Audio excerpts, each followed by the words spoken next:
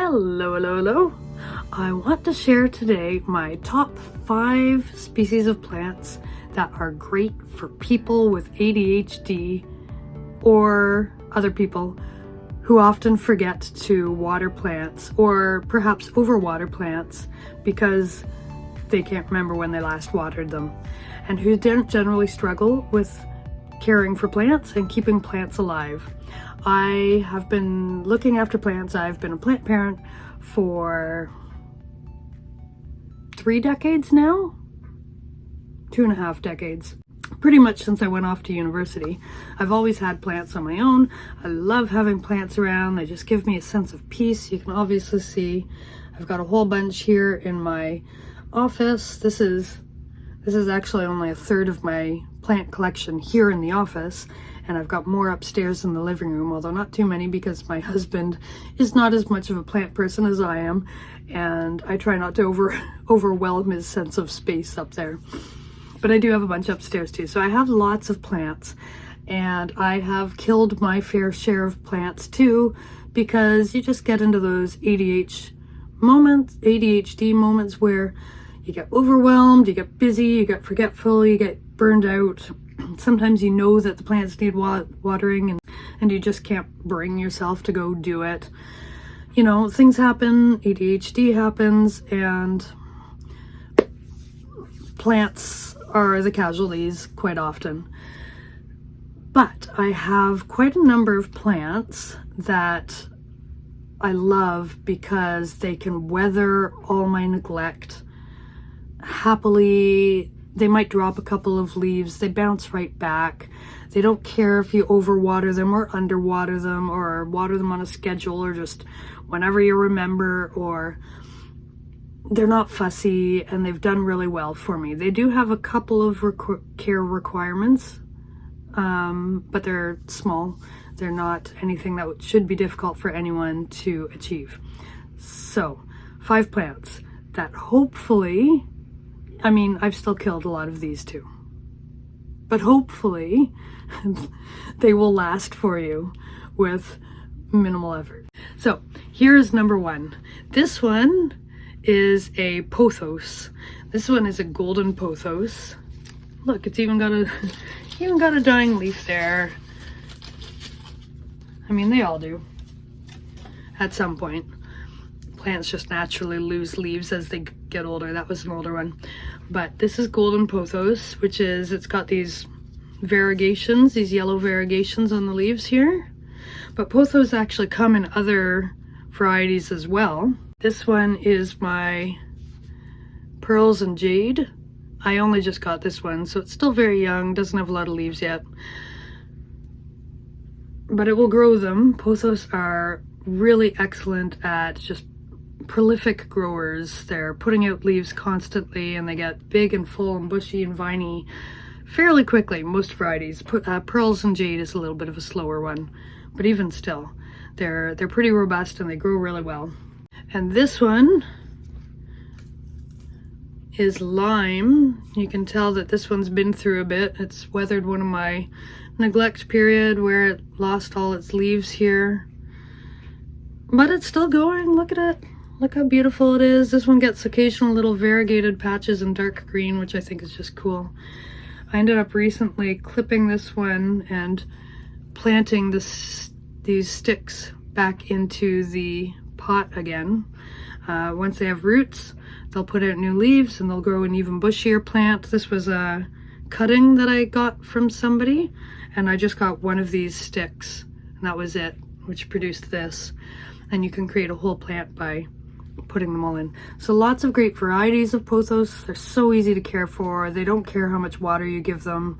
They will start to yellow a little bit and drop leaves if they go many weeks without water, but they're pretty robust, and they don't even need a whole lot of light. They do good in low light situations, medium light situations. They don't love like full on bright light, like full sunshine, but most of us don't have that in our homes anyway. Great plant. Starter plant for anybody, but especially for people with ADHD. This is what I would recommend. Plant number 2 is a Hoya. This is a Hoya. I actually got this one as a cutting too from somebody. It was just a single, so I think this one I had two sticks in here. But it's just continued to trudge on. It doesn't, it's very much like the pothos in terms of its needs and how it responds to neglect. It doesn't even really drop leaves very often because it's got these really thick waxy leaves that hold on to a lot of moisture when it's not being watered much. But they're beautiful. This one's I've never had any of them bloom for me, but they do apparently get these really lovely blooms that I think smell like chocolate, I've heard, something like that. If you can get yours to bloom. Mine probably don't have enough light here in the office. I've got everything under grow lights here, which do great for the plants, but for some that really need brighter light in order to bloom, it might not be quite enough, but they're thriving. I've got 1, 2, 3 of these. I'm looking up because right above my camera here, there's a whole nother shelf full of dangly vine plants. And I've got 3 of them up there, plus another one over there. And that's over my computer, over the window. That are all doing great. I love these plants. No bad comments. Number 4 is a jade plant. This one is maybe 3 years old. It's dropping leaves. I haven't watered it in a bit.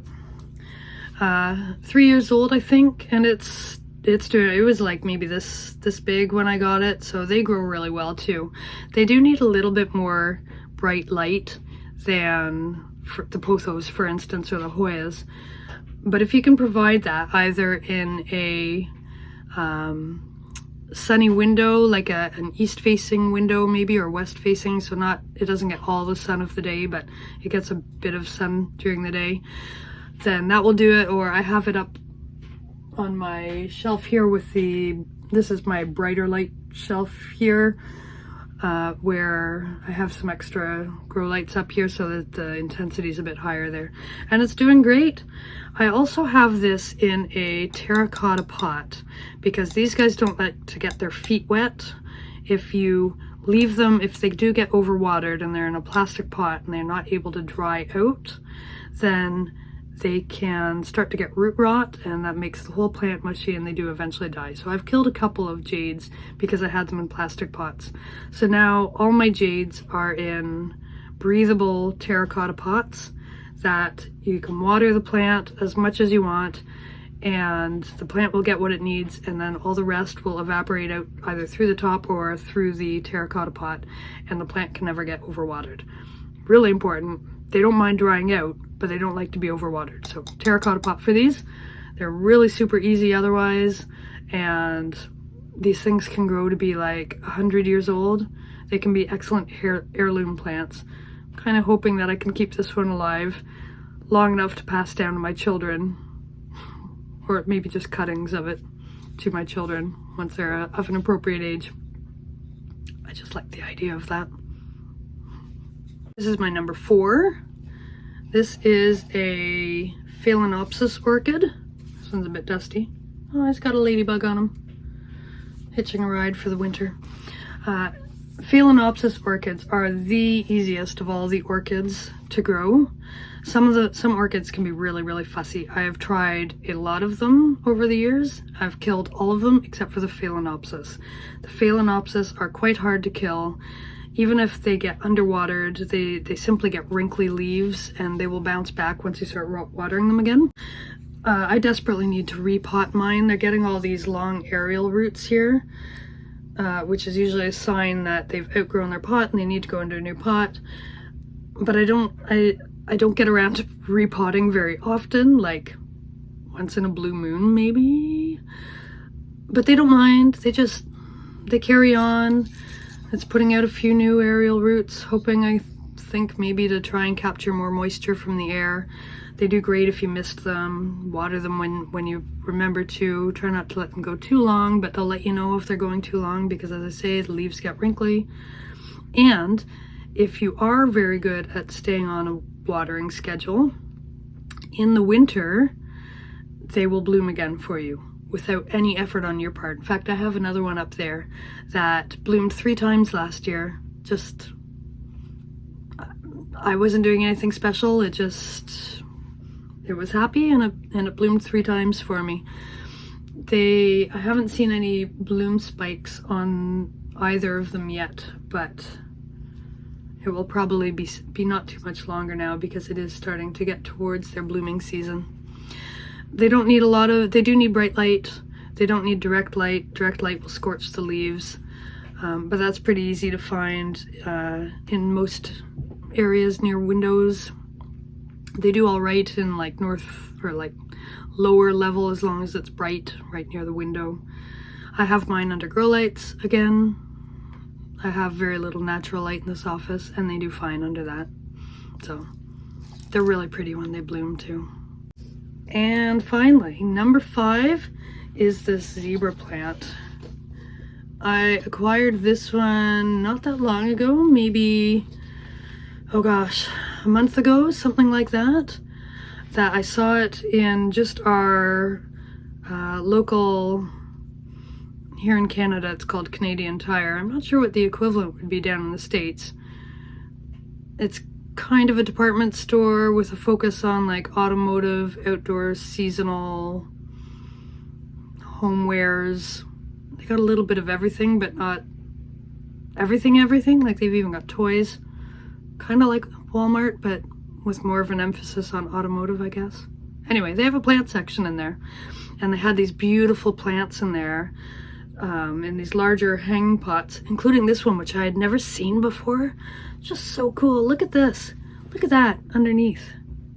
Aren't those beautiful? Beautiful leaves, and that's where it gets its name, zebra plant, I guess. Absolutely beautiful. And their vining plant, this one's been growing great. Like all of this is new growth since I got it. It's loving where I've got it, apparently. Doing really well. And it's been putting up with my watering schedule. I haven't been able to put it through total drought conditions yet, where I have neglected plants for months. But it is, like, it's pretty dried out right now. It could do with another good soaking water. So it's doing all right with how I'm treating it. One of my tricks, though, for helping with plants that I'm either not sure of their watering needs and whether they can resist drought conditions, or where they do need to be constantly damp, such as, you can see this one right here with the white flowers, which is blooming right now. It's got such a beautiful scent. That one's been pretty hardy too. I forget what it's called. Stephanotis. It's a jasmine, and those are so beautifully scented. Oh, the room smells so nice right in the moment. But it needs to have regularly, like constantly damp soil to really thrive, I've found. So for any plants like that, I've got these things tucked into them. Look at how cute that is. These are terracotta, and they've got a hole in the top there, so it's like the spike that goes down into the soil, and it's got a hole at the top, and you fill it up with water inside, and then it leaches out through the terracotta bottom into the soil.